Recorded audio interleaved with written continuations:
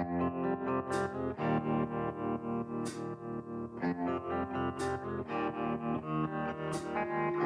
listening to Kill Cliff's Hazard Ground podcast, with service members from across the military sharing their stories of combat and survival.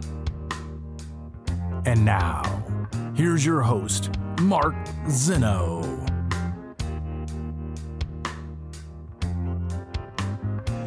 Welcome into the Hazard Ground podcast. As always, we appreciate you joining us each and every week. Before we get started with this week's guest, who spent over 27 years in the United States Air Force and retired at the rank of Brigadier General, now runs one of the biggest VSOs in all of America. Get to that in just a moment. Just some of our normal announcements that we remind you of. And we'll stop reminding you of these when you guys start doing your part. I kid. But in all seriousness, please follow us on all the social media sites, Facebook, Twitter, and Instagram at Hazard Ground Podcast. Please continue to leave us Apple reviews. Give us 5 stars. Doesn't have to be a long, lengthy review. Just tell us why you like the show. 5-star rating. And eventually, we're going to crack that top 100 Apple podcast. Guys, the numbers are all there. You guys have helped grow this Hazard Ground community so great. For whatever reason, the algorithm with Apple, they want more 5-star ratings and things of that nature. So please give us some support there as well. Don't forget about our promotion with Amazon. You can go to our website, hazardground.com, click on the Amazon button at the bottom of the homepage or under the sponsors tab, and it'll redirect you right to Amazon. You can do all of your normal Amazon shopping, buy anything you like. We'll get a percentage of what you spend, and then we donate a percentage of that back to some of the charities and organizations you've heard featured here on the Hazard Ground podcast, like the one you'll hear about coming up here shortly. Also works from your smartphone. If you go to hazardground.com on your smartphone in the web browser, it'll redirect you right to the Amazon app, so it's really easy and convenient. All your credit card information is saved. No headaches whatsoever, and an easy way to support veterans all across America just from using your smartphone. And of course, I want to remind you guys, go to killcliff.com to check out all of Kill Cliff's great products, their clean energy drinks. In fact, I'm drinking one right now. This is their Recover, their post-workout drink after my workout this morning. Killcliff.com, clean energy drinks. They also have CBD in plenty of flavors and varieties, so check it out if you're a big fan, a big user of CBD, and download the Kill Cliff TV app because you can get all the video versions of our podcast right there on the Kill Cliff TV app, and subscribe to our YouTube channel where we have all of our Hazard Ground episodes as well at Hazard Ground on YouTube. Now let's get on to this week's guest. As I said, 27 years in the United States Air Force, which began at the Air Force Academy, retired at the rank of Brigadier General, has multiple deployments overseas to Iraq and Afghanistan and combat sorties and flight and everything else. We'll get to all that in a moment. But currently, right now, is the president and CEO of Operation Homefront, one of the largest VSOs out there. Their mission to bring strong, stable, and secure military families through relief, resiliency, and recurring family support. He is Brigadier General retired John Brig, joining us here on the Hazard Ground podcast. General, thank you so much for being here. We appreciate your time. Hey, thanks, Mark. I really appreciate you having me on the show. And let me before I even start, I got to put a couple of congratulations out to you. First of all, congratulations on getting promoted to 06. Thank you. Army. That is amazing. And you now have a command opportunity coming up, which is even more impressive. I just think those are the best parts of the military. Yeah, look, sir, I got to tell you, I am living proof that if you hang around long enough and don't screw up, they'll eventually give you something. So let that be a testament to the last 20 plus years of my career.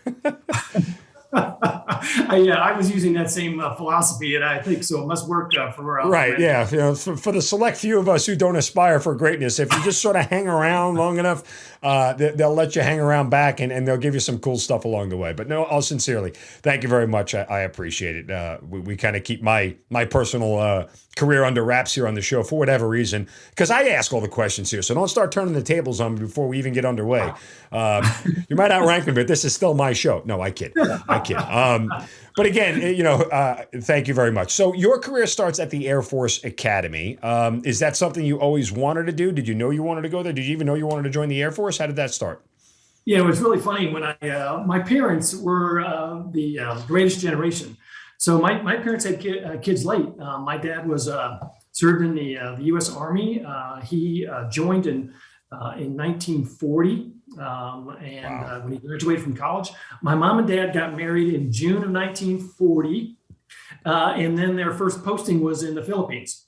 And so they're on their way to the Philippines. They get there around September of 1940. And so then they start kind of setting up their life. But we all know that the war was going on in Europe at the time. And so America was on a war footing. We're talking about, supporting the British and the various allies in Europe. War clouds are brewing on the horizon in the Pacific. So my dad is in the Philippines, kind of in the middle of all that, and my mom's in the middle of all that. And so as things started getting heated up, where Japan is now starting to kind of invade some of their neighbors in Korea and China, and it's looking like, hey, things are going to get really serious. In early 1941, they sent my mom back to the United States. They sent all the dependents back.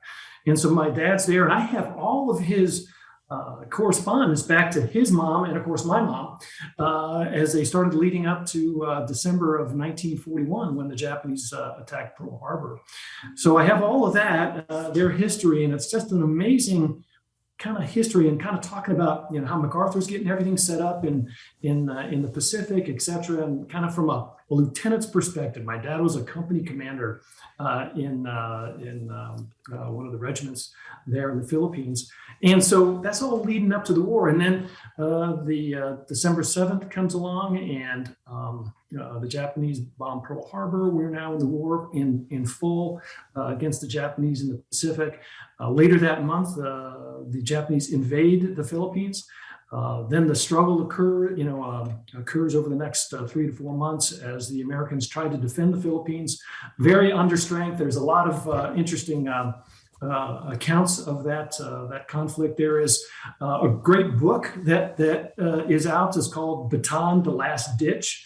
I recently purchased that and read it. My dad is in the book, interestingly enough, and talks about him being a company commander and how his one particular battle, his company reported him killed 3 times over the course of that battle. He would crawl around checking on his troops in the various foxholes. Big explosion, artillery battle going on, and he would crawl out of the dust. So they thought he was killed once, thought he was killed twice, thought he was killed 3rd time. He ends up surviving. At least that particular battle. And then when the Americans surrendered there in early April, my dad was part of that group. And he then survived the Bataan Death March, was transported back to the Japanese mainland, and then served 3.5 years of captivity as a POW. He was one of the camps. I don't know if you remember Louis Zamperilli's book. Yep. Unbroken. Yep. He talks about his pilot, and then the Japanese had started moving some of the prisoners into camps up in the mountains. My dad was in one of those 2 camps up there. He was not found until 2 weeks after the war ended. And they were able to kind of locate him and his compatriots in one of the camps. He then came back to the United States. My dad was a pretty big guy. He's about 6'3", and he was about 130 pounds when he came out of prison camp. They didn't want my mom to see him right away, so they sent him back on a boat. It took 30 days to get back from the Philippines. And one of the really kind of funny stories that my mom shares was my dad is really physically fit. And so when he came back, he then put on about 1 pound a day.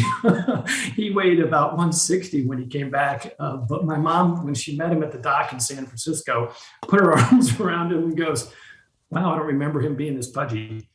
So it was not pure muscle that he put back on, right. But he came back. And so it's interesting when you think about the challenges that greatest generation faced. The first anniversary my parents shared together was their 6th.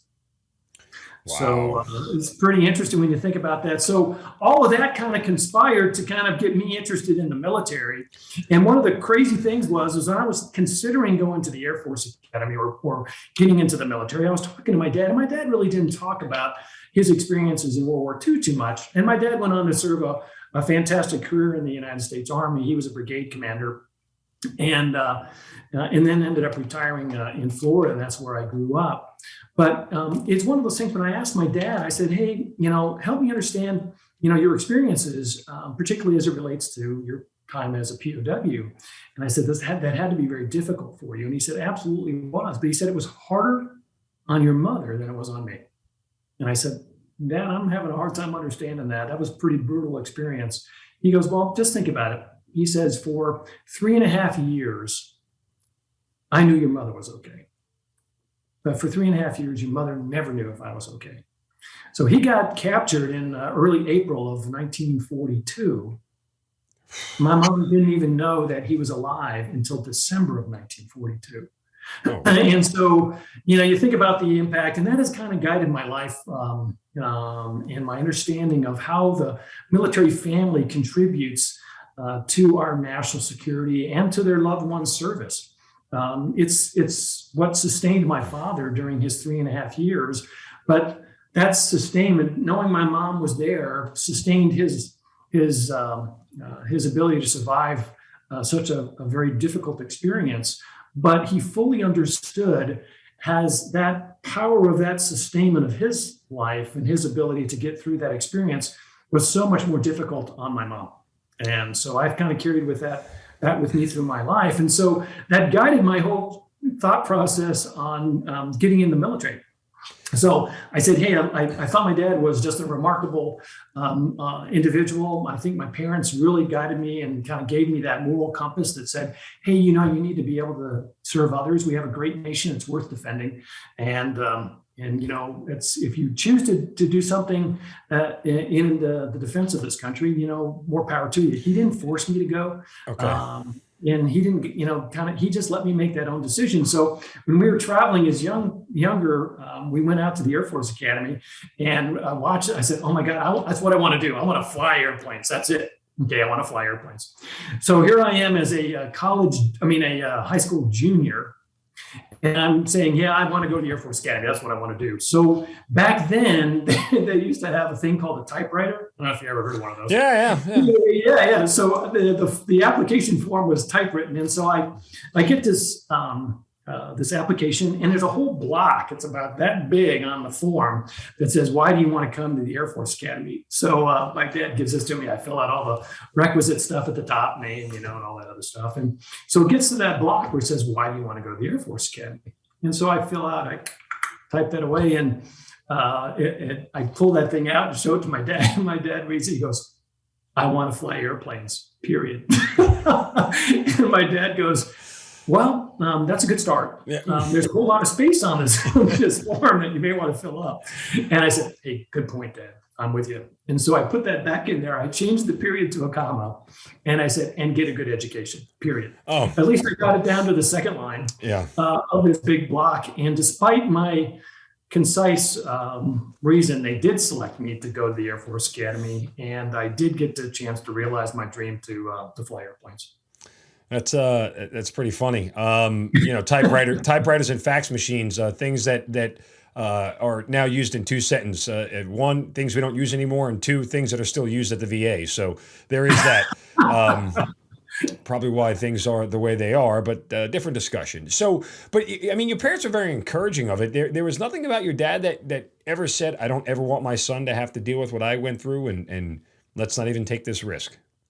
No, he did not. My younger brother served in the Army, and he rose to the rank of lieutenant colonel, retired just a few years ago. My middle brother, he ended up becoming a very successful businessman.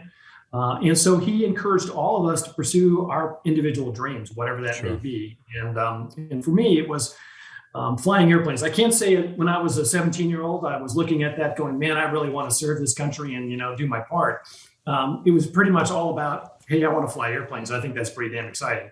And where else would you go than the Air Force Academy when you had a better chance of doing that? With the broad, I want to fly airplanes, did you have any idea of which airplane that you were going to get into, or you didn't care? No, at the time, no, I had no real preference on any of that. And so, but I did, when I went to the academy, I get a chance. My first opportunity was to get into the glider program. Mm-hmm. And I loved that. I thought, oh my gosh, this is great. This is exactly what I was hoping for. And so that just encouraged me when I had propeller training there at the academy. We got into the propeller airplanes as well. And I said, oh, I can't wait to go to pilot training where we get the jet training. I went to Williams Air Force Base near Phoenix. Fortunately, I graduated high enough in my class where I got a chance to pick the airplane I wanted. And one of the things I thought about very hard was my personality type. I enjoy being part of a team. And that's kind of why I picked the airplane I did, which was a 141, which was a cargo airplane. And that kind of, you could have set me off. There were two different tracks. You can get in the fighter track, you can get in the transport or mobility track. And I said, I really think I prefer the mobility track. I enjoy flying as part of a group and a team, and which you don't have that opportunity to do so in the fighter business as much. Now you fly in formations, of course, but you don't fly in the same airplane very often. So anyway, that kind of set me off on a track, and I went to Norton Air Force Base. It was my first assignment after pilot training, and what was really great about that particular assignment is it got me into the tactical business. I really enjoyed the whole idea of being an airdrop. In air refueling. I got into the special ops business there.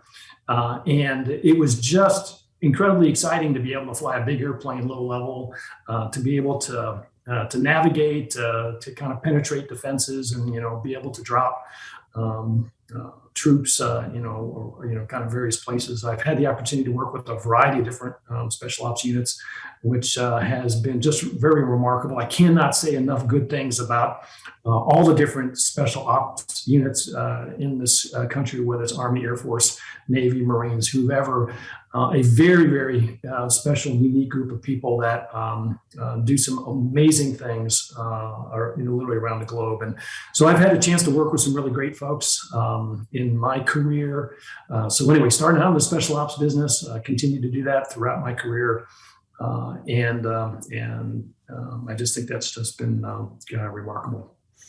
So when was this that you graduate from the Air Force Academy and then through flight school and everything else? Just trying to gain a time frame of where we are. So I went to the academy in 1976. Well, that's really old, and graduated in 1980. My class was the first class with women, and that was, I think, a big change for the military. And I set us onto a really great course of being able to integrate women in the different military services. It already had started a bit, but I think this was kind of a catalyst, jump started that whole process. And I think we're a much richer nation and a much richer military for that. And so I've kind of saw that whole experience transpire over during my time, my 27 years in the military. So I graduated in 1980. I got out of pilot training in 81. First assignment there at Norton Air Force Base, where I had the opportunity to learn my craft as an aviator, was from 81 to 86. And so it just kind of set the tone of working with some really special people in a very special way. And I felt that was a great start. But one of the things I found out early on is that as fun and exciting as the special ops business was, there was something more to the military than simply just flying airplanes or doing the job, which was exciting and very interesting. But there was a much more important part for me personally, and that was the leadership side of it. I enjoyed the opportunity, the privilege of leading others and to do a variety of different important tasks, whatever that is that the country was asking of me to do. I just felt that leadership component was so powerful, which is why I applaud your selection, not only for 06, but for command. I just think that is a real reflection on the military's, the Army's confidence in you as an individual. And I just really applaud you for doing all that. But I did find that particularly powerful and particularly motivating. And that's kind of what guided the rest of my life as I've made other decisions, whether to get out of the military when I was at the White House. And we'll talk about that, I guess, in a little bit. But yeah, that's kind of guided things and why I'm now continue to serve our military and our military families in my current role as the CEO of Operation Homefront. Yeah, tangentially on leadership, it's interesting after doing this for so many years. I always personally felt the best part of me and the best part of me as an officer and a leader has always been in command, right? Like that's where I am most comfortable. It's the arena in which I excel the best. I'm not a very good staff officer because those folks irritate me. Look, and I say this with a genuine, regard for everybody's different skill sets. There are some people who are great in command. There are some people who aren't. There are some people who are fantastic staff officers, and there are some people who aren't. That doesn't mean that they're bad officers or they're good officers. It just means that everybody's role and everybody excels at different things, and that's what makes our organization as the military so unique. That we find the right pieces and put them in the right place to make things successful. Now, again, everybody's going to get a chance to command. Everybody's going to get a chance, if you're on the officer side, everyone's going to get a chance to be a commander. Everyone's going to get a chance to be a staff officer. And on the NCO side, same thing. There are positions as staff and positions in leadership where you're in control of troops. And everybody needs those experiences. But clearly, I think there are certain people you can recognize throughout the course of your career who are better leaders in command positions than they're better staff officers. And I just, it's worth noting that not every puzzle piece fits in the right spot, and that's okay. Yeah, absolutely. You're absolutely right. But it takes the whole team to make the machine. 100%. And I do think one of the points you make, and you touched on briefly, was this whole idea about our NCOs. I think that's what really separates our military from many other militaries, and why our military is so good is because of our NCOs. Their ability to think independently and be just accomplished leaders on their own. They're not just robots that are just executing orders from above. They're able to really think through things in a very thoughtful and proactive manner, be able to take the initiative. And I think it's our NCOs that really makes our military what it is today. Now, granted, it's wonderful leadership at all ranks, but I do think our NCOs really are the secret sauce to our success as a military. All right, so back to you, because again, you finish in 1980 and you go through pilot training in 81. We have 10 years now of relative peace in front of us. So when you signed up, was this one of these things where you felt like you had to be in combat to fulfill your role, or were you just content being in the pilot seat and doing what pilots do, and that was enough for you? At the early part of my career, it was just enough to be that. I mean, right. I just enjoyed all the different components about flying, and with the 141, it was one of those things that could do low level missions, it can do air refueling missions, it could fly around the world strategically, it could fly tactically. I got in the special ops low level program, SOL 1, then SOL 2, when you wear night vision goggles to land at different locations, and so that whole crowd that I ended up kind of hanging around with, whether they were in the Army, the Air Force, or the Navy, Marine Corps to some lesser extent, it was just a remarkable group of people. They were just so intelligent, so motivated, and so capable. I just really fed off of all that positive energy, and it was very fulfilling, particularly those early parts of my career. But as I said, as I got kind of very proficient in what I was doing, I kind of become a better aviator. I did find out that it's not just kind of doing that. I enjoyed the ability now to lead formations. I enjoyed the ability to lead larger groups.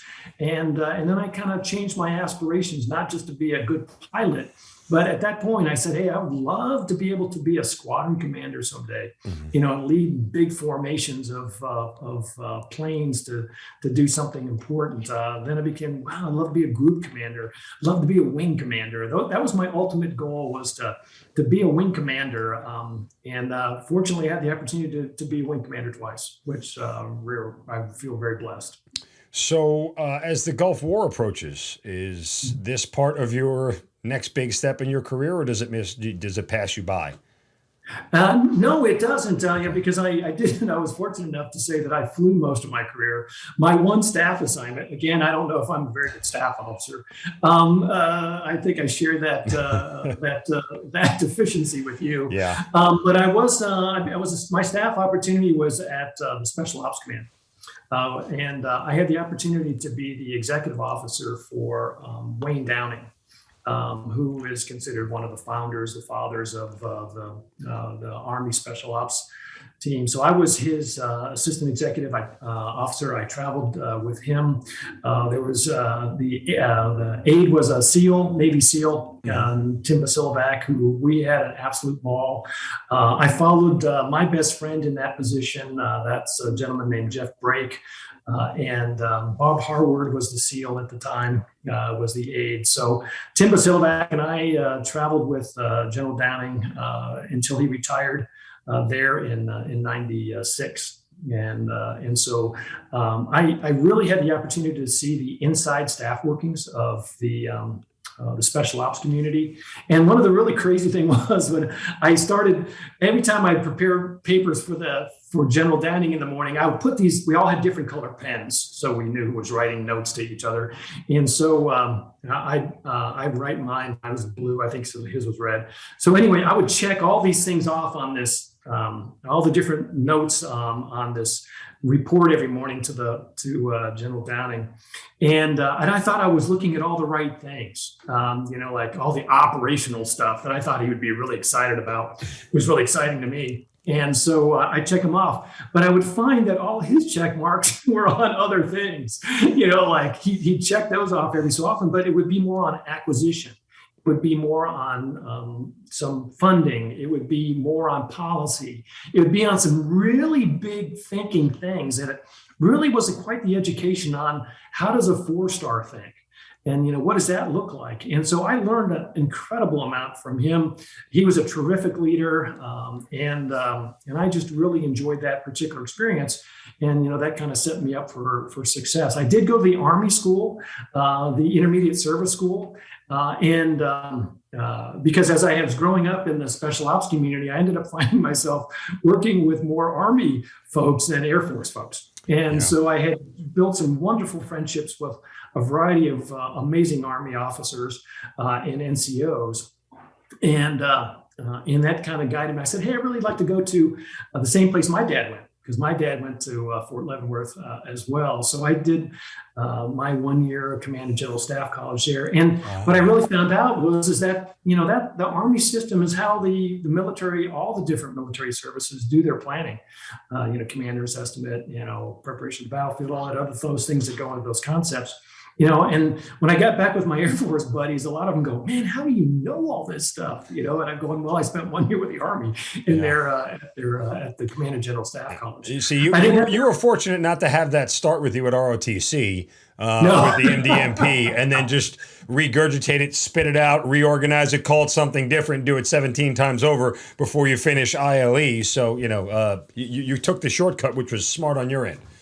Yeah, exactly. That's the whole reason that Air Force guys do what they do. It's kind of a shortcut and make that all work. Yeah, no, I didn't have to, live it like for 20 years before doing it. Yeah. I just got the short course. And then I got a chance to go was selected for another school right after that.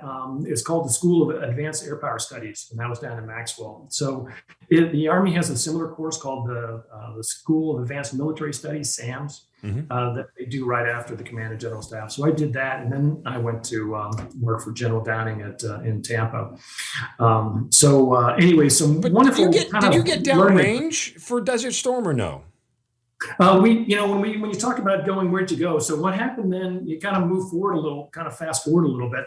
I went to my squadron command in Washington, Seattle, Washington, there at McCord Air Force Base. And then I had the opportunity to go to school, Air War College, and then I went to my group command. But then I'll kind of fast forward a little bit. I'm now kind of I'm at McGuire Air Force Base, and we're now flying KC-10s, and we're opening up a variety of different locations in Iraq. We went out in Iraq. We were actually opening those up in Al-Udeid in a variety of places in theater there. So that whole thing went. And then one of the first, when I became a wing commander at Dover Air Force Base, we flew C-5s there. And I was on the first C-5 that we flew into Bagram there. When we were kind of setting up that base as we were kind of working on that. So we flew one of my special ops crews, did that, and I was able to join them on that particular mission going into country. So anyway, it's those kind of things that kind of as a leader, you want to be there with your team. Now you want to have confidence in your team that they're able to do everything that they've been trained to do, but you also want to make sure that you should kind of show them the physical courage that you can be there for them. It's not just you're sending them into harm's way, but you're willing to go there too. And I think that's one of the key aspects of leadership that I learned early on from my father and the various kind of stories that he at least relayed about his experiences in the military, particularly in the Philippines when they were in there. My father also fought in Korea as well, which is a whole other set of stories. But the point is, it's about not only just being willing to send others into harm's way, but being willing to go yourself. So where are you on 9/11? 9/11, I was at McGuire Air Force Base, okay, and I was a group commander, and that was a pretty interesting experience.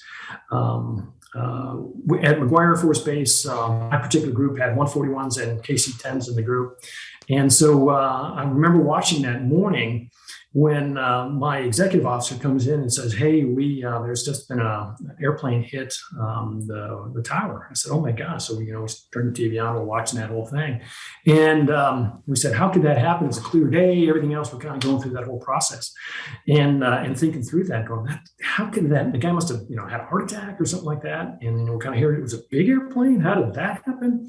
And so we're kind of getting pieces of information, and all of a sudden the second one hits. It's like, oh my God, now we're under attack. My wing commander. So in the Air Force, when you're a wing command, there's a wing commander, a vice wing commander, and then there's the ops group commander, kind of the chain of command on the base. And so I was like the number 3 guy on the base, and my wing commander was on an airplane getting ready to go somewhere, and I canceled his flight. I said, "You need to get in here because there's something really kind of crazy going on." So we brought him back in, and he started to set up what's called our crisis action team on the installation. We did not know what was going on at the time.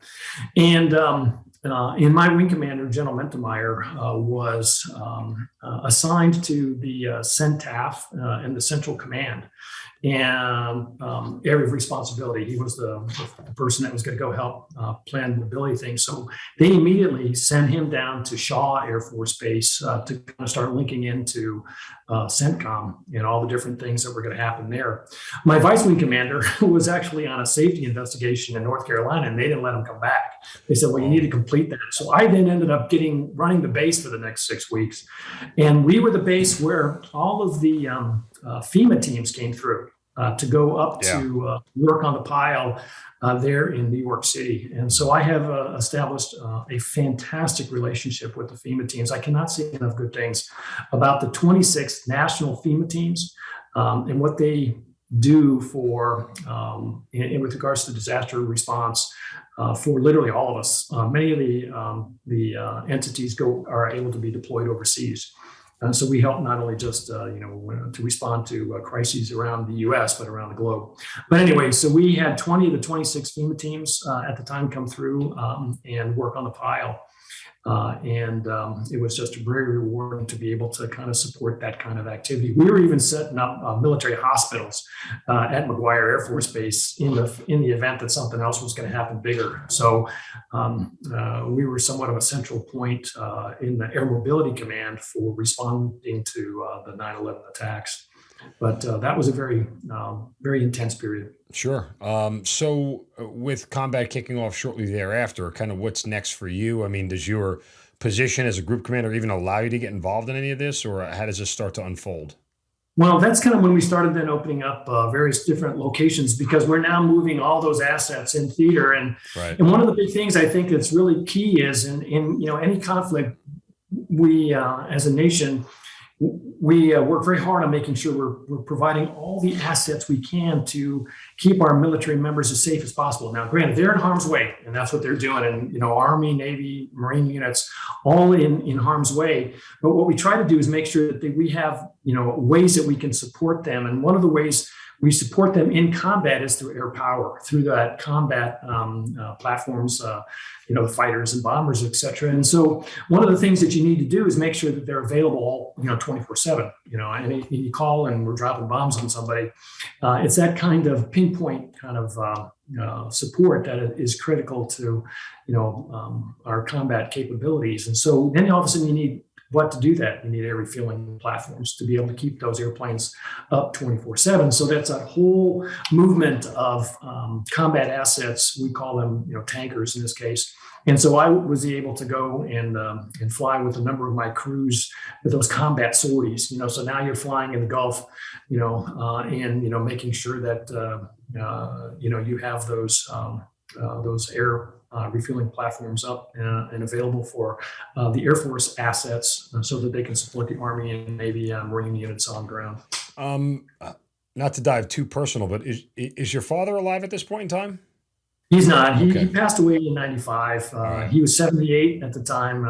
He had acute leukemia, and so he passed away very rapidly. My mom lived until she was 20 years later. So she passed away in 2015 at 96. I'm curious then, I was going to ask if your father had a conversation with you about combat before going to it. Did your mother? Interestingly enough, my mom was always very quiet about that. I think that probably dredged up a couple of, let's say, some bad memories there. To say the least. I was very careful about telling her where I went after I went. So she wouldn't to be too concerned. But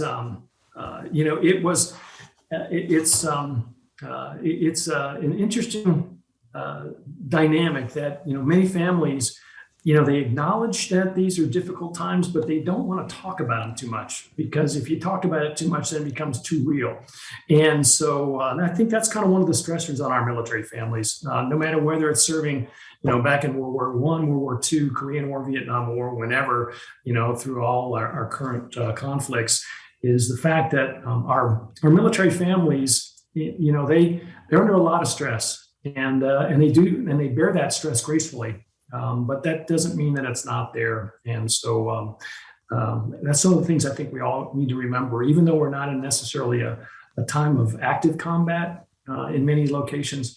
There are still 300,000 Americans that are deployed across this world and representing us out there. And in most cases, they're in harm's way.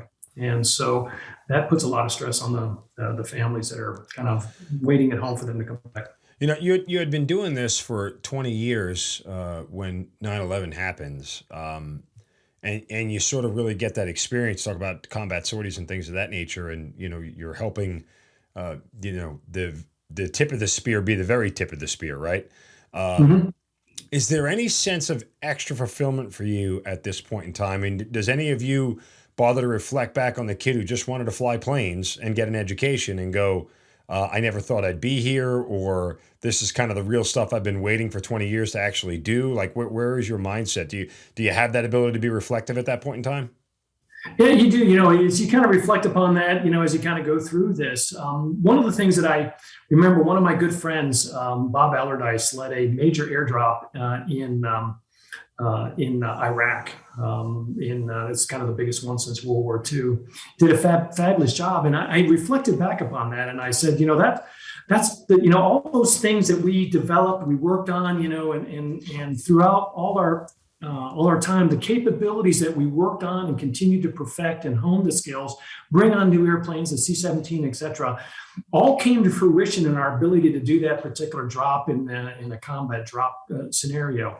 I had one of my early on in my career, I did Grenada, and that was really crazy. So yeah. Why did we skip over that? Yeah, well, it was one of those things early. That was when I was a co-pilot. It was in the special ops business, and we had no idea where we were going. We were getting alerted in the middle of the night. We ended up showing up at Pope Air Force Base. We were 4 crews from Norton, and we got linked up with 8 crews from Charleston, their special ops crews, and we were going to kind of be the second round of forces going into Grenada, and so the first forces had come on back. And and after their initial drops in there, which were very difficult, if you recall the story there, the 130s went in there and dropped, and they had some trouble getting the drops off, and they dropped the headquarters element first, not the not the first couple of shooters, and then they had to come back around again. Fortunately, the Cubans had their weapons up on the hills, and they couldn't depress them enough to shoot low level. So it was a combat job where they were, jumping at it, 500 or 600 feet. So then we were the next set of forces to go on down there. And so we all launched. We loaded up with 120 guys, paratroopers from the 82nd Airborne. We were all going to go do a big drop down there. Found out that the field was relatively secure. So we transferred in from a drop to an air-land effort, where we then started stacking up, and we're all going in one at a time. We found out that there was a 6-inch drop, on the runway that we had to negotiate about halfway down. And so we all everybody kind of started moving through there and getting troops dropped off. So here we are on our way in, and my best friend, Jeff Brig, and his crew was in the airplane in front of us. And he was still on the ground in Grenada. So he's now at the end of the runway. And what you would do is you would land one way, and then you would kind of take off kind of back as we were coming in. So we'd kind of pass each other. So he starts kind of rolling down the runway, but he's not rolling down fast enough. He then got told to turn around and go pick up some other troops that had to get out of there. For whatever reason. So now we're on our way in, and it's getting dark. And so we didn't want to turn our lights on because we didn't want to get shot at, because he's now getting shot at on the ground. And so we're going, well, why do we want to highlight ourselves by turning our landing lights on? Right. And so we end up having to, so we're watching him go the other way down the runway, the same way we're going to land. We're going, okay, we can't do this. So we now have to go around, while he's taking fire on the ground, and now we're kind of making this big circle, and we kind of find out, hey, there's like 3 Navy helicopters in front of us, because things were kind of pretty chaotic from a airspace perspective. So we almost run into the 3 helicopters that were kind of maneuvering out of our way. So then we got to kind of set up for another run at it again. And now he's now takes off and is able to kind of get out of there. And so then we're told about halfway on the way in that, hey, we're not sure we're going to let you land, because we don't want any landings at night, because we didn't want anybody to kind of crap out on the runway and kind of close the field down. So we really didn't have enough gas at that point to kind of drop our guys off. So we flew around, and they said, go to Barbados. So we offloaded our troops at Barbados, and then we headed back to Pope. Is kind of how we did all that. So we some funny stories along that. I probably shouldn't share those with you here about I think I can share one here that it was just funny. It was related by our loadmaster, and with regards to going in and kind of setting up kind of the intensity of what's kind of going on. So now you've got 120 guys in the back of the airplane. So we're on our way down to Grenada, and our loadmaster calls up and says, "Oh, you wouldn't believe what just happened." One of the soldiers stood up and goes, Sergeant, who do we shoot at, Sergeant?" Okay. And so the sergeant looks around and goes, "Rodriguez." So he looked Hispanic, like a Cuban. And he goes, "Rodriguez, stand up." And the sergeant goes, "You see anybody like that, you shoot them." So that was the funny story about, these are young men and women who are doing some amazing things for this country, and, at a very kind of life or death level. And, and there's that NCO going, okay, well, let's kind of calm the team down here a little bit about how this all works. And so the challenge, of course, that we, one of the guys, because we transferred from an airdrop to an air-land mission, some guys left their weapons on the airplane. So we collected all the weapons, and when we got back to Pope Air Force Base, we're handing law rockets and personal handguns to our command post team that we got back. But no, that was a very interesting mission there. That was the same time that the in Beirut, the Marine barracks in Beirut got bombed. And so my family thought I was actually in Beirut as opposed to Grenada at that particular time. Wow, crazy. So you get this, you have this long career and you do the global war on terror thing. And then eventually you end up in the federal government, which, sounds just awful on the surface. I kid, but in reality, as we talked earlier, for somebody who loves command and loves, being in charge of troops, you're the furthest thing away from troops when it comes to hanging out at places like the National Security Council and the White House Situation Room. And so it's almost like, a complete opposite of what you had done your entire career. So tell me how you end up, like, chronologically where you go first and how you get out of sort of regular everyday duty into that sort of role. So one of the things is we talked about, command is really quite a remarkable experience. And so when I had the opportunity, I left Air War College and then I became a group commander, and that's kind of what we did 9/11. Right. And then after that group command, one of the things I think is really kind of important, the way that the military, like other businesses do, they kind of make sure that you're starting to broaden out and being able to understand multiple different aspects of the military experience. So you need to understand a little bit about the Army, the Navy, the Air Force, the Marines, to kind of be able to utilize those forces more effectively. And one of the things that they do is give you opportunities to get joint experience, being able to do something outside of your own service. And so when that opportunity came to me, I had the opportunity right after my group command experience was to go to become the Deputy National Security Council, the Executive Secretary, the Deputy Executive Secretary of the National Security Council. So that was like a quick one-year assignment to understand kind of a very strategic level look at how military forces are employed and all the different considerations. Now, what year is this? This would have been, let me see, it would have been 2002 to 2003. Okay. So it was pretty much the run-up to our engagement in Iraq. And so that was quite exciting to see all the different things at a very high level on, the considerations that, all the different things that you have to think about to get into a conflict, let alone, and be able to prosecute it successfully.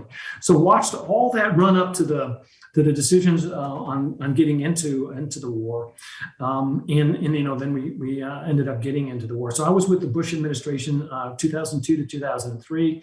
I had the opportunity to kind of work on the national security strategy, which I thought was a very interesting and compelling document that kind of describes how you're going to do a lot of these different force employment. It kind of tells you the philosophy of the president on how they're going to be looking at the world and, what the military role in that world is and how we are able to influence that. I cannot say enough good things about George Bush, 43. I met his father, 41, on a number of occasions, but I do think 43 was quite remarkable. I then got to serve him a little bit later. So what happened after my one-year time as a deputy executive secretary there at the National Security Council, I went to become the wing commander at Dover. Okay. And that's when we then started to kind of move more of our forces into place. I talked about flying with one of my crews in a combat circumstance in a C-5, getting into a location to drop off some supplies and some of our deployed troops to do that particular thing. The other thing at Dover was that I take great pride in was I was the wing commander from 2003 to 2005. And so for 2 years, I did this every day when I was bringing home the fatalities from that were starting to kind of pile up. It's where the mortuary was. I think the mortuary, our mortuary is a national treasure. They do a marvelous job. That's the Charles Carson Center for Mortuary Affairs. It's an amazing place, and it does such a great job of preparing our military members to be received by their loved ones. Wherever they may be in the United States. But I did that for 2 years and some amazing stories. I cannot tell you how emotionally powerful it is to get on a 141 and see 29 flag draped transfer cases on that, 14 rows in the 15th with one. And we would take those off individually. We would do a dignified transfer. We would get those remains over to the mortuary so they can be identified and then prepared for ultimate delivery to their families, only to be outdone when there was two helicopters crashed together in, I think it was Iraq, it could have been Afghanistan, but 44 members came back on a C-5, 11 rows with 4 transfer cases. I get chills like in a bad way. Oh God. It is, you kind of walk up the ramp on a C-5 and looking at 44 transfer cases. And it's like, wow, this is what it's all about. And this is the sacrifice that, 44 families are forever changed because of their loved ones volunteering for serving this great nation. And they're the ones that have to bear a lot of the aftermath of that. I think one of the real powerful things about this country is we do have a volunteer force, and people are volunteering to do that. But I think we should never lose sight of the fact that the families don't necessarily volunteer. And they're going to be the ones that have to live with those decisions. And very powerful moment. There were other powerful moments there. Lots of stories of loss. I remember there was a gentleman, they would always be escorted back by someone in uniform. So they would come right off the battlefield and come back. And I remember this one sergeant was very distraught. And he turns to me and says, "Do you mind if I use your phone?" Because what we would do is we would kind of prepare, we'd have a group that would go out and prepare the transfer cases. We put the flags on them so we could do that dignified transfer. Then we would go out and do that. But while that was happening, we would have those escort officers come into our lounge, and we would kind of make sure that they were, properly fed and hydrated and everything else to go back out and do that very difficult task. Well, one sergeant was very distraught. And he says, "Can I borrow your phone?" I said, "Yeah, sure, not a problem." And so I could not stood off a respectable distance just to make sure that he was okay. And he goes, "Hey, Pops, I couldn't save her." It was his wife in the transfer case. Oh, Jesus. And he's talking to her father, and they were both in EOD, and they were disarming bombs on both sides of the street. And the one that she was disarming exploded. Oh my God. And so again, you could tell he was very distraught. And then we did the transfer, and, we then got him, of course, on his way quickly to get back to being with loved ones. But, it's that kind of level of emotion that I think is, cannot be lost on. It's not just numbers. It's not just, transfer cases. There are faces and there are families that are involved in all of this. And so I take those 2 years as being, I felt very proud of being able to represent the United States and welcome those fallen heroes home for their first time. And then we moved them on back to their families, of course.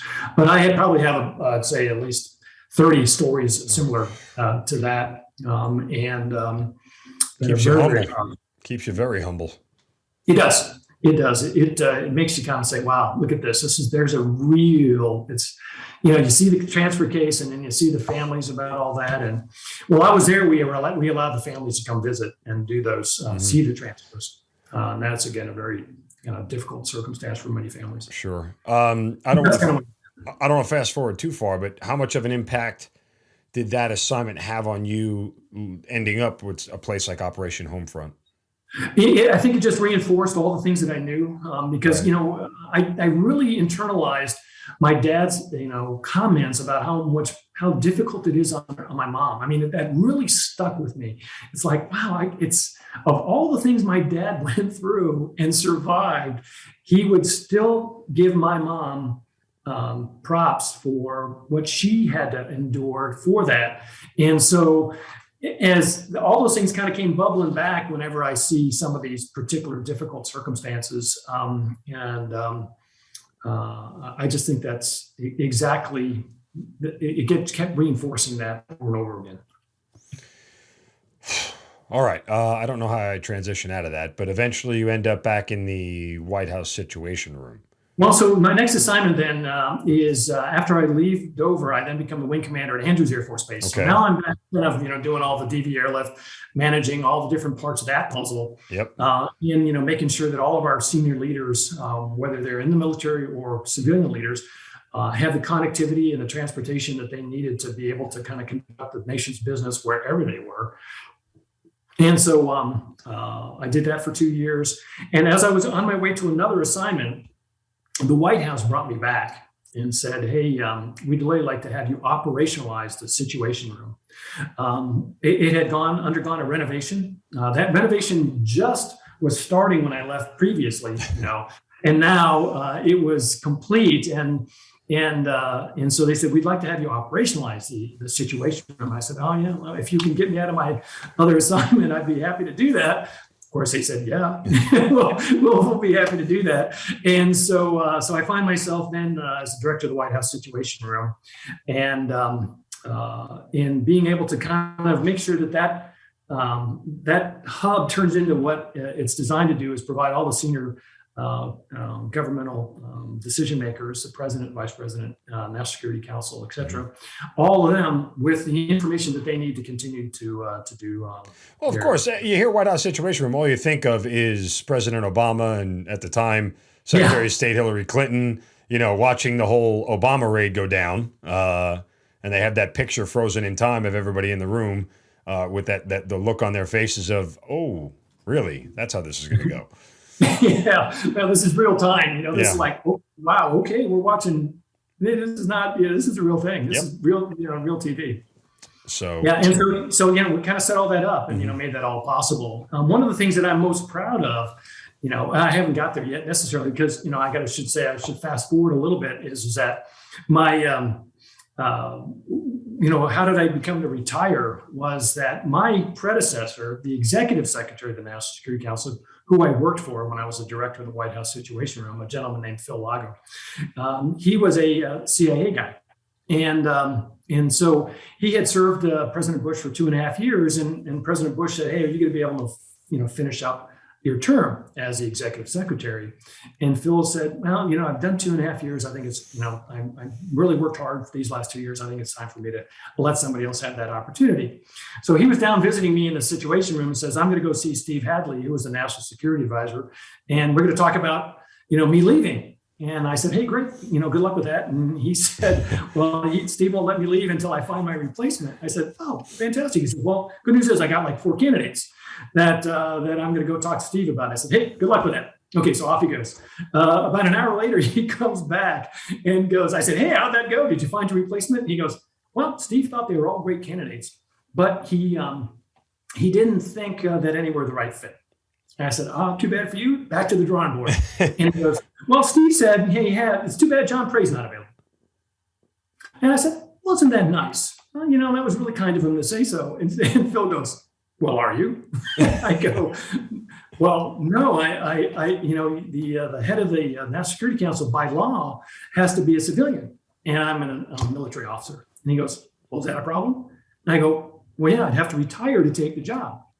And he goes, well, is that a problem? And I go, well, yeah, I really don't have enough time and grade to retire as a general yet. And he goes, well, is that a problem? I see a pattern developing here. Yeah, I said, yeah, I think there is. I really kind of worked pretty hard for this, my career. I don't want to just kind of give it up at the end. He goes, well, what would it take to kind of make that work? And I said, well, I think it requires a president waiver.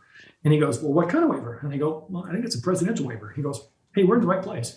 So yeah, I mean, so push comes to shove. He said, well, are you interested? And I said, well, let me think about it. So I did, thought about it for a couple of days. And I said, I feel like I'm being called to serve in a different fashion. And, of course, when you do retire, you can't get back in. So it was kind of a career change at that point. And I said, well, you know what? I think I'm being called to serve. I think this is, what I'm being asked to do, and I will serve in this new capacity, the best of my ability. And so I retired at that time, and with the understanding that the gig was up in January 2009. And I was going to be unemployed for the first time in my life. Right. And so I then kind of finished out the Bush administration, and I cannot say enough good things about how President Bush wanted to make the transition to the new administration, the Obama administration, go smoothly. He came down early on and said, listen, this is going to be a model of how we transition to a new administration. And so I had the opportunity to participate with the National Security Council legal lead. His name, gosh, it escapes me for just a second here. I'll kind of think about it in a minute. But Mike Scudder. Mm-hmm. And we were able to kind of prepare all the documents that were going to be transitioned to the new administration of the incoming Obama administration, and get them ready to deal with national security issues in a very cogent way from day one. So I am extremely proud of how I was a part of that transition of information from one administration to the next. Wow. I guess that saves the question of how you retired. You explained that very well. So when your job ends in January of 2009, the Obama administration takes hold, do you have any idea what you're going to do next? None. You're talking about going to the undisclosed location. Yeah, I was one of the last guys out of the undisclosed location, turned my credentials in, and I went, okay, what am I going to do next? So I started with helping a friend of mine kind of grow his business a little bit. But I found out that, as kind of it was not rewarding. I felt good about it, but I didn't feel like really that good about it. I didn't feel that sense of satisfaction that I had when I was serving in the military. And so the opportunity came to join the USO, which is another military-related nonprofit. Mm-hmm. A gentleman named Sloan Gibson was the CEO, and he's a remarkable leader. And I just wanted to join that. He really inspired me to join that. I then became the number 2 guy there for most of the time. I did that for 6 years. And then when the opportunity came to be the CEO of Operation Homefront, I jumped at the chance. I just think this is where the USO tends to focus on the active duty service member for the most part. I did want to kind of get into the family side of it as well, which is what Operation Homefront does. So I've had the opportunity to do this for the last 6.5 years. I mean, and the family part of it makes so much sense for you in particular after, again, your father, and then having that job at Dover and seeing all the families and how much there is such an extension of the individual in uniform that goes well beyond whatever happens in uniform. So it seems like a perfect fit. Does Operation Homefront come to you, or you go to them? I go to them. I called a couple of friends when I found out the opportunity was available. Mm-hmm. And I said, hey, what do you think? Do you think I'm the right fit for this? And they said, John, you're made for this particular position. You need to apply for it. And, fortunately, they had, I think, a lot of great candidates. And I was just fortunate to be selected, among that. And then I had the opportunity to build my team. Over the last 6 years, I have built, people have come to this organization bringing their energy and talent, enthusiasm, and we've grown a lot over the last 6 years and been able to do so much more for our military families that I just feel so very proud of this organization, the team, and everything they represent. Because I think we all think it's probably I would think we all would agree that it's a national tragedy when we have a military member or family when they're deployed places and they're serving across the globe that. We ask them to do so much. And then so when they come back and transition, back into their civilian communities, many times they don't realize how difficult those transitions can be. And then they get themselves in a little bit of financial trouble. And that financial trouble, they miss a car payment, they miss a house payment, or they do something else. And it kind of gets a little bit of a spiral that kind of reduces their ability to kind of cope financially. And now all of a sudden they're on the outside of the American dream looking in. So all the work that they have done for our nation to kind of give us all the opportunity to enjoy everything that this great nation allows, now they're on the outside looking in. And so we are there as an organization to try to make sure that those short-term kind of financial hardships don't derail any hopes of a brighter future. So when we think about what our mission is, it's, we, build strong, stable, and secure military families so that they can thrive, not simply struggle to get by in the communities, our communities that they've worked so hard to protect. What is the biggest lesson or the biggest thing after 27 years in uniform that you took to Operation Homefront that you almost use every single day? Well, I think it's, just kind of fully understanding and realizing what our military and what our military families do on our behalf. Oftentimes that's kind of away from us. It's kind of over there. It's kind of out of sight, out of mind. And, sometimes the news grabs headlines of, things happening, over there. We kind of go, oh, that's too bad. It's really much more powerful than that. The reason we are able to do all the wonderful things in this country and enjoy all the freedoms that we have is because many of those threats stay over there. And the only way that they can stay over there is because of our military. And now there are other, entities within the, the government that continue to kind of make sure those things don't happen either. We have the CIA, we have the State Department, we have Treasury, all these other, departments do their part to kind of make sure many of those threats stay external to the United States. The FBI does a marvelous job of making sure that, the threats within this country are kind of identified as well. But the bottom line is that without that constant engagement and constant preparedness by our military, I think many other actors would continue to threaten us. Other parts of the world would be destabilized in such a way that would be very disadvantageous to us as a nation. And then when you think about us as a nation, it's us as communities and us as individuals. It goes all the way down to us. And so as individual families and everything else. So I think never losing sight of the fact that our military is a very important part of our success as a nation. And it's because of the professionalism, the training, the dedication, the commitment of some amazing members of our society that we as a larger society are able to function in relative peace and safety. Does the 18-year-old kid who's entering the Air Force Academy ever think that he's going to be on the board of anything or the CEO of anything at that point in time? God, no. Yeah. God, no. I want to get on a board. The only boards I've ever been on are diving boards and skateboards. I need to get on a better board. Yeah. Well, somebody needs to ask me to be on a board at some point in time. We may have a spot for you. So, kind of dust off that resume. We're going to have to see how your command assignment goes first. Thank you. Yeah, just leave it up to the objective stuff. Wonderful. What would be the piece of advice that the CEO gives to John Prey, who graduates, Second Lieutenant John Prey, who graduates from the Air Force Academy? What would be the one piece of advice you'd give him now? I say enjoy every minute.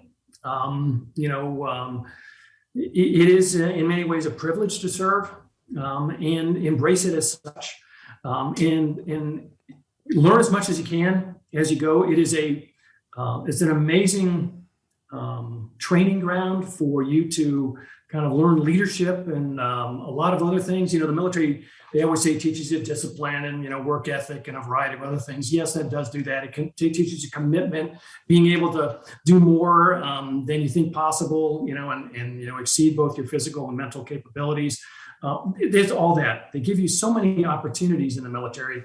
Don't leave those, sitting by. Take advantage of all those things as you go through. Work on your education. I think that, one of the things that is often overlooked is the military's embracing educational opportunities. So many of our, even our, enlisted members have advanced degrees, and I think it just kind of speaks very highly of the talent that we are able to bring on board. But don't leave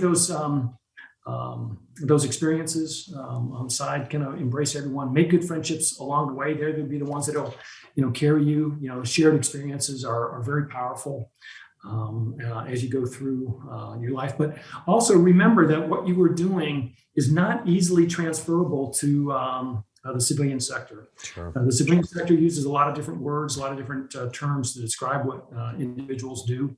And so make sure that you are prepared for that transition. We all transition out at some point. So don't just kind of stay focused on the military, which you need to do, but you need to also kind of keep an eye on, hey, what's your transition going to look like? And as you get back into the civilian community, and don't forget that, it's part of your responsibility as a military member to help the civilian component of our society understand what you do. It's not necessarily their job to understand what you do. It's your job also to help them understand what you do, because it is so darn important. And you're the only one that can actually help explain it in terms that they may understand.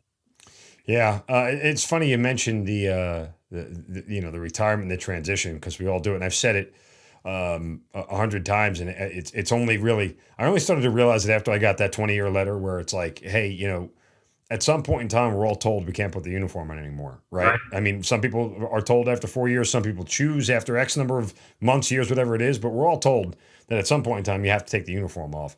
Yep. And while we are very goal-focused in the military, and we know that there is a finish line, we never spend any time training people for the final 2 minutes of the game, so to speak, right? No. We don't ever focus on it. We just keep plugging along the next play, to use my football analogy, the next play, the next drive, the next touchdown, whatever it may be. But we never focus on when the clock hits zero, because it's an individual thing for everybody. And some people get ahead of it and some people don't. And it can be a little bit daunting. I keep having to remind myself that I've spent more of my life in uniform than I have out of it at this point in time. For someone who's commissioned at 21, I've been in my life, the uniform has been part of my life more than half of it. So my adult life doesn't know a life without a uniform in it. Eventually, one day it will, but it's sometimes a little bit daunting to have to go through and understand what that looks like.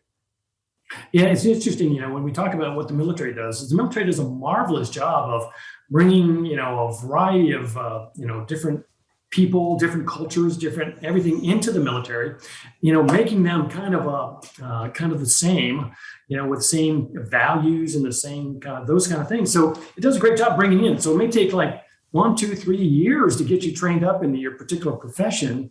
And then on the way out, they give you one day that says, hey, here's 1 day of training and what it's like to be a civilian. Good luck. Yeah, right. But, that's kind of what the military is designed to do at the end of the day. It's designed to kind of bring you in, but they don't, they're not, because of the budgets, they're not really necessarily that designed to spend 1, 2, or 3 years making sure you transition out successfully. And so they do the best they can. And they hope that you've learned something on the way. But I think that's where organizations like mine and others are able to kind of provide that help to our military families as they transition out, and particularly those that kind of get themselves in a little bit of financial hardship. Then if we can kind of help them through what I call the bumpy space, they tend to do extraordinarily well. One of our programs that I'm most proud of is our critical financial assistance program, where we've fulfilled, about 50,000 requests for help, totaling about $35 million of support. And, we find, not only is that a powerful statistic, but we find that we only see about half of those individuals once, and we never see them again. Wow. And they're on their way and they're becoming productive members of society. We see another 25% twice. So 3 out of 4 families, if we help them once or twice, we are able to get them on in a better way. We have other protocols that help those who have recurring problems or challenges. But at the end of the day, once we help them once or twice, we get them on their way, and they're back being fully functioning members of our society and contributing to a stronger community and ultimately to a stronger America. When you talk about the stories of Operation Homefront, you talk so vividly about stories from your dad, stories obviously at Dover, the stories that you hear from people and the impact that you're making at Homefront. What does that do for you? It is, I cannot tell you how rewarding it is to know that you are changing lives for the better every single day. Yeah. And we help tens of thousands of families each year, And, each one is a story. Now, not all of them are very extraordinarily powerful, but, there are, hundreds of stories every year that are incredibly powerful. One, for example, we had a family that came to us and said, like I said, our critical financial assistance program is one of the programs that people can apply for to help us pay their rent, their mortgage, their utilities, car repairs, home repairs, grocery bills, that kind of thing. Anyway, so what happened was we had a family came to us and said, hey, I'm applying for a car repair. It says, we're having trouble with our car. Hey, and that's right down our what we do. And, that oftentimes is the key component to keep a family in good shape, because oftentimes they need that car in order to get to a job that keeps that job and income coming in. So the car repair is really a big deal. Okay, so we said, yeah, hey, where do we send the bill to, and that kind of thing, and what is your address? And so as we were talking with this family of 5, mother, father, 3 kids, their car was their home. They were living out of their car. Oh man. And so we're going, oh my gosh. So, not only we got the car repaired, but then we got them in another one of our program where we were able to give that family a home. We have another program called Permanent Homes for Veterans, where we are able to get foreclosed properties, fix them up, and then put a military family into them, watch them for 2 years, and then deed them that property at the end of that 2-year period once they're ready for home ownership. And they have a mortgage-free home. So we were able to get that family of 5 into that new home, or it's kind of a foreclosed home, but we got it fixed up. So it was a new home for them. And to see the look on their face as they drove in their car, which was their prior home, into to be able to see their new home was, not a dry in the house. It's just very powerful when you see that. A lot of our families, when they come and they talk to us about the impact that we have on their lives, is they said, what you have done for us means everything. Mm-hmm. And you kind of go, well, what does everything mean? Because those of us with some means, you kind of go, well, everything, it's kind of a strong statement. It is for them. It's incredibly powerful. It is everything. It is life-changing. It puts them on a completely different course. And that's exactly the impact that we hope to have. We track that, we are not an organization that just measures how much money we spend on programs. We call that inputs. We're an outcomes-based organization where we actually survey the members that we serve and say, hey, did what we do actually help you become stronger, stable, and more secure? And, the numbers we get are staggering, in the high 90s to 100% of our programmatic effort is that people say, yeah, what you have done has actually made us stronger, stable, more secure.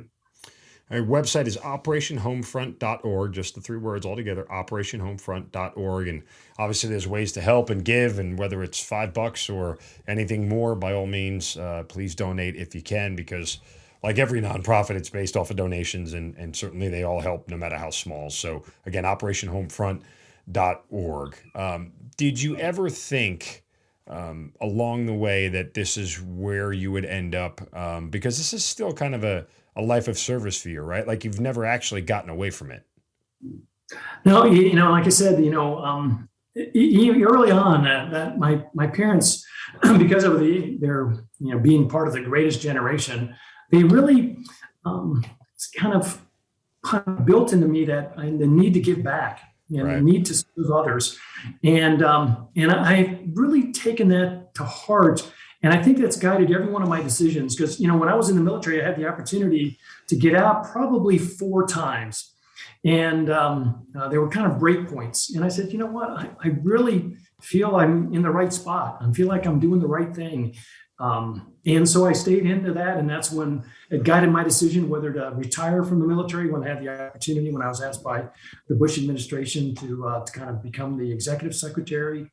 It's kind of why I chose to go with the USO. I felt a very powerful pull to continue to give back from a nonprofit perspective.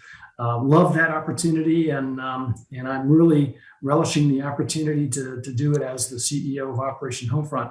It's just part of who I am at the end of the day, and I just feel very, very good about the ability to give back. And I think, most Americans share that same kind of feeling is that it feels very good to be able to help others, and particularly those who are in significant need. And in many cases, our military families deserve our support, our very best efforts, because they have given us their very best efforts in return. What do you think your father would say? Obviously, he's proud of your time in uniform, but what do you think your father would say about the post-military job that you've done? Like, if you were to pick up the phone, hypothetically, be able to call him and say, "Dad, I'm going to be the CEO of Operation Homefront," what do you think his response would be?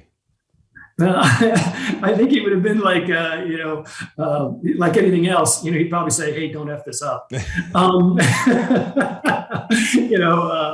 was very practical about things, and one who never, took himself, too seriously, and understood that, it always takes a team to get things done and make a difference. And so I would say, hey, don't lose sight of the fact that where you come from, and never lose sight of the people that you serve. One of our core values is do what's right. And the way we define that is we want to make sure that we're doing whatever we do, and the decisions we make as an organization are in the best interest of the military families we seek to serve. So again, never lose sight of the fact that there are values that guide your way, and continue to employ those values in everything you do. Well, on that note, I don't think we could end it a better way, but it has certainly been great to speak with you, and certainly follow your journey all the way to Operation Homefront. Again, operationhomefront.org. But after a long and lengthy, successful military career, the work you're doing in post-military career, the impact is probably greater than anything you could have ever done while in the military, touching so many lives in the right way, and continuing to do the right thing, which for some reason seems to be a much harder concept to grasp than it ever should have been. But obviously a different discussion for a different time. But yeah, again, that's like a whole show. Right. But thank you so much for spending some time with us. We appreciate it. Well, I just want to say thank you for having us on. Mark, you're doing a marvelous job. I think Hazard Ground is a great way of kind of making sure that our civilian community stays connected with our military community. And I applaud what you're doing. I applaud that your promotion to 06. I applaud your command coming up. I think you're going to do a marvelous job. You have all the right skills and all the right attitude to make this just kind of a remarkable experience. So thank you for having us on. Brigadier General Retired John Prey, thank you for being part of the Hazard Ground. You've been listening to Kill Cliff's Hazard Ground podcast, hosted by Mark Zeno. If you have an interesting story to tell and you'd like to be on the show, send us an email at producer@hazardground.com. And if you like the show, don't forget to subscribe, rate, and review on Apple Podcasts. Thanks for listening.